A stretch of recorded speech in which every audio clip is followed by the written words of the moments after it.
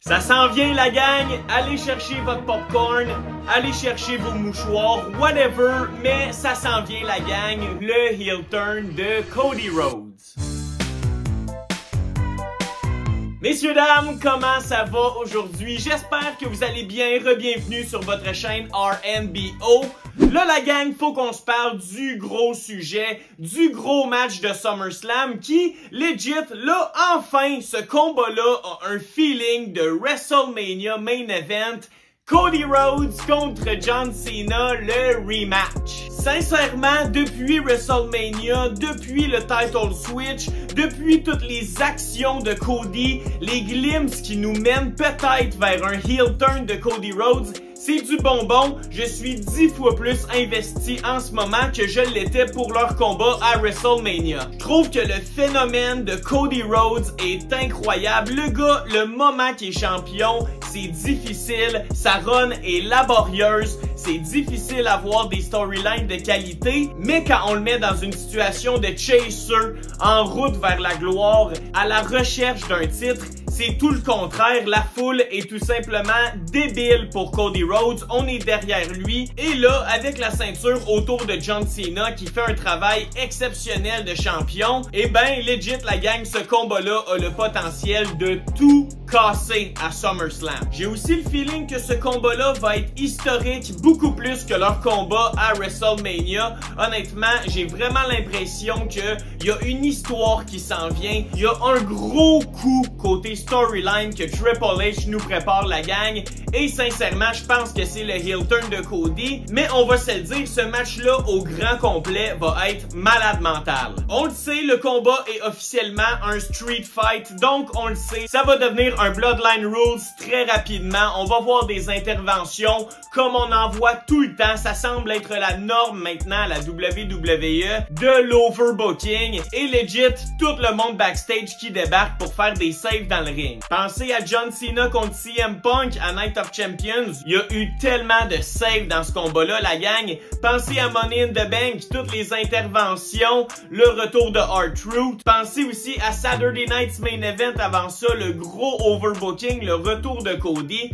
La WWE ne peut tout simplement pas nous faire un match clean 1 contre 1. Ils sont pas capables. Je vous ramène à WrestleMania dans leur combat. La seule intervention qu'on a vue était, a été énormément critiquée. C'est Travis Scott qui est intervenu tout simplement pour se manger un Crossroads, mais pour donner la victoire à John Cena. Donc là, c'est certain qu'on va voir Travis Scott, selon moi. Mais du côté des gentils, est-ce que Jelly Roll, qui lutte également à SummerSlam, va pouvoir venir aider Cody? Je sais pas, mais au final, je pense que toutes les babyface vont se faire avoir par le plus grand moment du show. Parce que au final, oui, ce combat-là va être des feux d'artifice, mais le plus gros moment, à travers tout l'overbooking qu'on va voir, à travers toutes les interventions, le plus gros moment va être quand Cody Rhodes va enfin tourner heel. Ça fait des matchs, des mois et des mois qu'on a des glimpses de ça,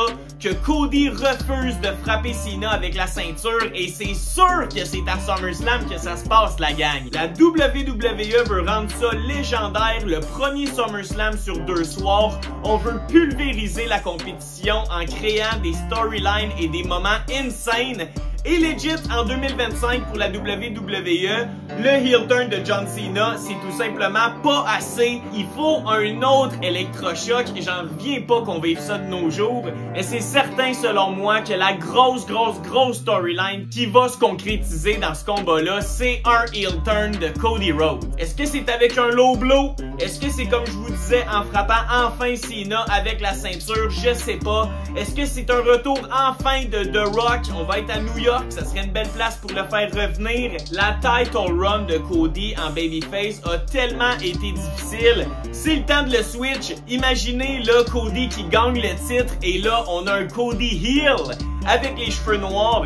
Sincèrement, c'est la parfaite façon de donner legit une title run à Cody à la hauteur du lutteur qu'il est. Maintenant en heel, maintenant sous la tutelle de The Rock, ça pourrait être incroyable. Et on va se le dire, tout le monde est unanime. John Cena doit terminer l'année 2025 en babyface, avoir son gros go-home, son gros moment à lui, et ça se fait en babyface. Donc la meilleure façon de faire ça, ben c'est de faire un double turn dans le même match. Ça fait des années qu'on n'a pas vu ça. C'est un moment qui va être écrit dans l'histoire de la lutte, le double turn de Cody Rhodes en heel et John Cena en babyface. Puis vous autres la gang, vous en pensez quoi? Est-ce que c'est vraiment le temps de faire le heel turn de Cody Rhodes à SummerSlam ou tout va bien en ce moment, on peut repousser ça. Cody Rhodes a quand même son podcast qui va très bien. C'est un gros babyface, on le sait, notre Cody Rhodes.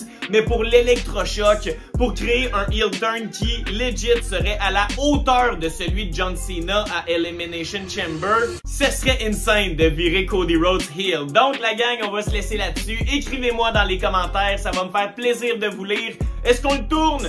Est-ce qu'on le tourne, notre cher Cody Rhodes? Est-ce que à SummerSlam, on voit enfin un Cody Rhodes heel? Écrivez-moi dans les commentaires. Et d'ici là, la gang, on se retrouve très bientôt sur votre chaîne RNBO. Take care and peace!